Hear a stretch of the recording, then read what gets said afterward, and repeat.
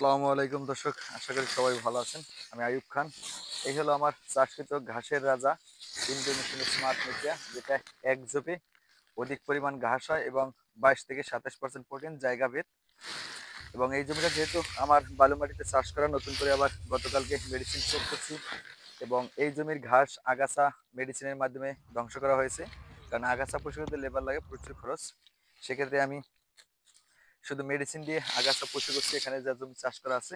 আর আজকে যেহেতু 70 থেকে 75 দিন বয়স হয়েছে, কিভাবে চাষ করছি, এই ঘাসটা কোন জমিতে চাষ করবেন, এই ঘাসটার বিস্তারিত নিয়ে আজকে আলোচনা করবো। আশা করি দর্শক পুরো ভিডিও দিয়ে থাকবেন ইনশাল্লাহ।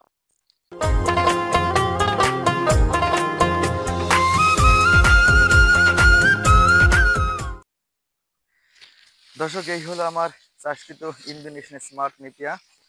যখন শুরুতে চাষ করছি তখন এখানে চাষ করার আগে আপনার এই সর্বমোট মনে হয় 5 মাস হয়েছে এখানে বালু দিয়ে, ডেজারের বালু দিয়ে ভরাট করা হয়েছিল। তবে আপনারা যেসব অঞ্চলের ডেজার দিয়ে ভরাট করেন, 2টা 4টা গরু লালন পালন করেন, আপনারা এই ধরনের ঘাসগুলো চাষ করতে পারেন। দেখেন দেখুন, এক ঝোপে এই ঘাস, এক ঝোপে যে পরিমাণ ঘাস হয় একটা গরু খাইতে পারে না। কারণ এই ঘাসটা চাষ করার নিয়ম হচ্ছে গিয়া 4 ফিট গ্যাপ দিতে হয় সর্বনিম্ন পাশে, লম্বায় 2 ফিট, 2টা করে কাটিং দিতে হয়। একটা করে দিলে হয়, একটা করে দিলে হয় কি শুরুতে ঝোপ কম আসে, পরবর্তীতে বড় আসে। তবে এই গাছটা চাষ করতে হলে শুরুতে যে আপনার কাজগুলো করতে হয়, বালুতে হোক বা উঁচু জমির হোক, 30 শতাংশ জমির জন্য 15 কেজি পটাশ নিতে হয়, স্পেশাল জমিতে ব্যবহার করতে হয়। এরপরে আপনার 30 শতাংশ জমির জন্য 2 কেজি থেওবিট, 2 কেজি ম্যাগমা, 2 কেজি ক্রোজিং এবং 2 কেজি এক্সট্রা ড্যাপ সার নেবেন এবং 15 কেজি ইউরিয়া নেবেন এবং 15 কেজি জিপ সার নেবেন। এই সারগুলো ভালো মতো মিক্স করবেন।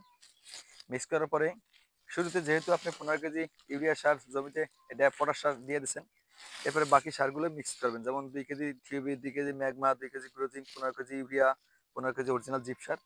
এগুলো মিক্স করার পরে পাশে আপনার 4 ফিট দেবেন, লম্বায় 2 ফিট দেবেন। পাশে 4 ফিট জায়গায় যদি দেখা যাচ্ছে আপনি 4.5 ফিট দিতে পারেন, লম্বায় চারা টু চারা 1.5 ফিট গ্যাপ দিতে পারেন। গ্যাপ দিয়ে দিয়ে যেই জায়গাটা চারা পড়বে শুধু ওই নির্দিষ্ট ওই জায়গাটায় আপনার ভালো মতো গোল করবেন। যদি বালু মাটি হয় তাহলে কিছু জৈব সার দিবেন এবং 4 চামচের 2 চামচ সার যেই জায়গাটায় চারা পড়বে ওই জায়গাটায় সুন্দর করে দিবেন। দিয়ে বালুর সাথে মিক্স করে চারা রোপণ করে দেবেন। রোপণ করে দেওয়ার পরে সাথে সাথে জমিতে পর্যাপ্ত পরিমাণ পানি দিবেন। যদি ফসলের জমি হয় তাহলেও দিবেন, বালু হলে 2 দিন 3 দিন পর পর, এভাবে 15 দিন পানি দিবেন। তাহলে হবে কি ঘাসটা জার্মিনেশন খুব দ্রুত আসবে। আসার পরে আপনি আবার গাছ চাষ করার 10 থেকে 12 দিনের মাথায় যে যখন সার থাকবে, দর্শক ওই সারগুলো আবার ব্যবহার করবেন জমিতে। তাহলে আপনার সঠিক ফলন আসবে, ফলন বেশি আসবে। আমার এখানে যখন চাষ করি তখন বালু ছিল। আমি এই যে 4 ফিট গ্যাপ দিচ্ছি দেখেন, এই যে 4 ফিট পাশে লম্বায় চারা চারা 2 ফিট দিচ্ছি, যেহেতু আমি কাটিং করার জন্য তৈরি করছি। আর এই ঘাসটা আপনার 3 মাসের 4 মাস বয়স হলেও কাটিং হয় না, ঘাসটা অনেক শক্ত থাকে। দেখেন দর্শক, এক ঝোপে এই ঘাস। সেক্ষেত্রে অন্যান্য ঘাস যেমন যারা পাকচং, রেড পাসন, এলিফ্যান্ট, তাইওয়ান, জাঞ্জিবার, এই ধরনের ঘাস 3 মাস বয়স হলে কাটিং উপযোগী হয়ে যায়। সেক্ষেত্রে আর কি স্মার্ট নেপিয়ার পুরোটাই ভিন্ন।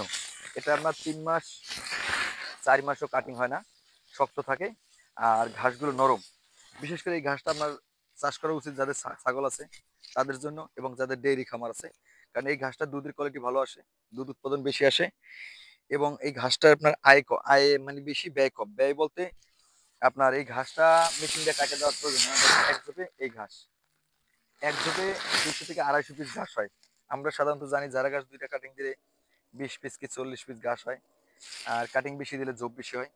আর এই স্মার্ট গাছটা 4টা 5টা গিট যেহেতু থাকে একটা কাটিং এ, তো 4টা গিট থাকলে 8টা চোখ বেরায়, এটা আমরা সবাই জানি।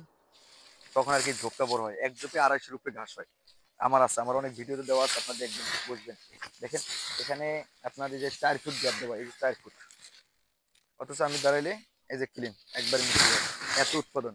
এই ঘাসটা আপনার 8 ফুট 10 ফুট উচ্চতা আনা সম্ভব যদি আপনার চাষ পদ্ধতি ঠিক থাকে, সার ব্যবস্থা দেওয়া ঠিক থাকে, A to Z। তবে আপনারা এই ঘাসটা যখন চাষ করেন 15 দিনে 10 দিনের মাথায় যেহেতু বাকি 50% সার দেন, 20 দিনের মাথায় হালকা পরিমাণ আগাছা থাকে, ওই আগাছাটা পরিষ্কার করে প্রতি শতাংশ জমিতে আধা কেজি করে ইউরিয়া সার দিবেন, এবার পানি দিবেন। 30 দিনের মাথায় যদি মনে করেন আগাছা আছে তাহলে তো পরিষ্কার করবেন, না থাকলে দরকার নেই। 30 দিনের মাথায় আবার শতাংশতে 1 কেজি করে ইউরিয়া সার দিবেন এবং জমিতে পর্যাপ্ত পরিমাণ পানি দিবেন।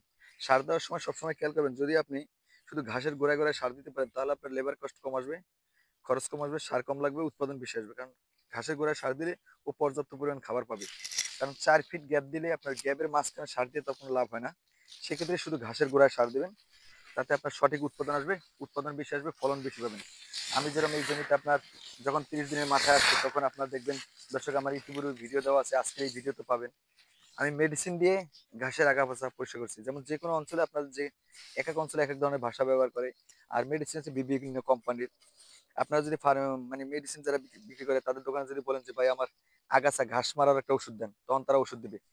আমরা যেরকম ফসল জমিতে স্প্রে করি পোকা দমন করার জন্য, ওই স্প্রে মেশিনটার মধ্যে নিবেন শুধু ঘাসের গোড়া, যে ঘাসটা আপনার যেহেতু 4 ফিট আপনার গ্যাপ পাশে, ওই আপনার 3 ফিট বাদ দিয়ে মাঝখানে 3 ফিট জায়গা দিয়ে স্প্রে করে দেবেন সুন্দরভাবে। এভাবে শুধু ঘাসের গোড়ায় পড়বে, যে ঘাসগুলো আপনার নষ্ট করার দরকার এগুলোর মাঝে স্প্রে করে দেবেন, তাহলে ঘাসগুলো আপনার মরবে এবং আপনার চাষ করা ঘাস নষ্ট হবে না, এবং আমরা লেবার কস্ট কম আসবে। আর এগুলো এই স্প্রে করার পরে প্রথম 7 দিন একটা ডোজ দিবেন, 7 দিন ওয়েট করবেন, দেখবেন 50 থেকে 70% ঘাস আপনার সব মরে গেছে। মরে 100%, কিন্তু সময় নিতে লং টাইম, যেহেতু আমরা খামার সাথে জড়িত আমাদের লং টাইম সময় থাকে না, আমাদের দ্রুত ঘাস দরকার হয়। সেক্ষেত্রে আপনি 10 দিনের মাথায় আবার বা 7 দিনের মাথায় আবার দ্বিতীয় একটা ডোজ ব্যবহার করবেন, তাহলে দেখবেন ঘাস সব পুড়ে গেছে। আগুনে যেরকম পড়লে যেরকম মরে এরকম দেখবেন মরে যাবো।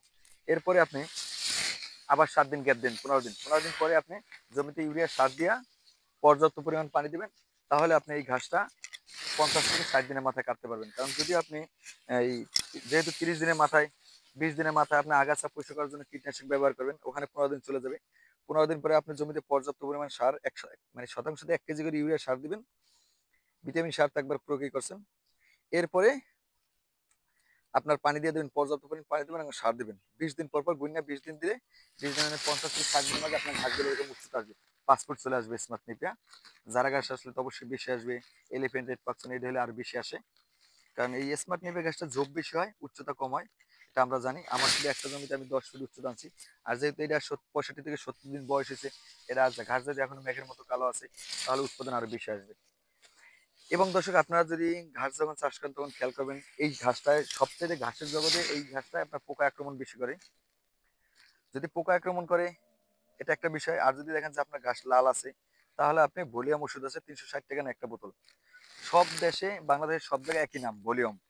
এই ভলিউমটা আপনারা এই জমিতে স্প্রে করবেন। আমরা যেরকম ফসলের জমিতে কীটনাশক ব্যবহার করি, ওই ভলিউমটার মধ্যে কয়েকটা কাজ। ভিটামিন আছে, পোকা দমন করে, এবং সেই সাথে আপনার ওইটা মানে খুব খারাপ, সবচেয়ে আর কি ক্রিটিক্যাল একটা ওষুধ। কারণ যে ভলিউমের বিকল্প এখন কিন্তু বাংলাদেশে আবিষ্কার হয় নাই।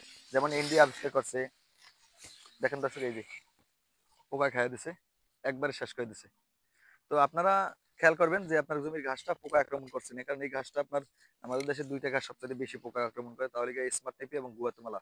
কারণ গুয়াতেমালা ক্যালসিয়াম ও জেলি জেলি জড়িত, অ্যালোভেরা জড়িত। আর এই স্মার্ট নেপে সর্বোচ্চ প্রোটিন জড়িত 22 থেকে 27%। এই কারণে আর কি এই ঘাসটা আপনার পোকা আক্রমণটা বেশি করে। তবে আপনারা ভলিউম ব্যবহার করলে আপনার যদি দেখা গেছে 7 দিন পর পর 2বার স্প্রে করতে পারেন, তাহলে একবার নির্মূল হয়ে যাবে। যদি সেটা না হয় কার্যকারিতা, সেক্ষেত্রে আপনারা ডাইরেক্ট সরাসরি এনডি ব্যবহার করবেন। 500 ml এনডির দাম হচ্ছে 550 টাকা, আর এই 150 ml ভলিউমের দাম হচ্ছে 360 টাকা। সেক্ষেত্রে আপনার ভলিউম ব্যবহার করেন। তো গত 3 দিন আগে আমি আপনার এখানে স্প্রে করছি, দেখেন দর্শক কি পরিমাণ ওষুধ। সানজেট কোম্পানির মেডিসিন ব্যবহার করছি যাতে নির্মূল হয়ে যায়। পাশাপাশি আমি ভলিউম ব্যবহার করছি, খুবই কার্যকারিতা। আশা করি এখানে 2, 4, 10 দিনের মধ্যে আপনার সব নির্মূল হয়ে যাবে, পোকা আর আক্রমণ করবে না। কারণ আমি সবসময় প্রত্যেকটা দিন প্রত্যেকটা আমার যত কটা জমি আছে প্রত্যেকটা জমি একবার করে ভিজিট করি আমি। এরকম ডাইরেক্ট ঘুরি, ঘুরে দেখি যে পোকায় আক্রমণ করছে কিনা।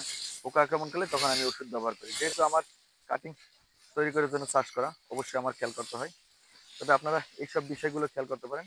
এবং ইতিপূর্বে ভিডিওতে আমার এই চাষ পদ্ধতি সবকিছু দেওয়া আছে, সেটা দেখলে আপনারা বুঝবেন। এবং কোন ধরনের কোন সময় কোন মেডিসিন ব্যবহার করছি, কি সার ব্যবহার করছি, এগুলো দেখলে আশা করি আপনারা উপকৃত হবেন ইনশাআল্লাহ।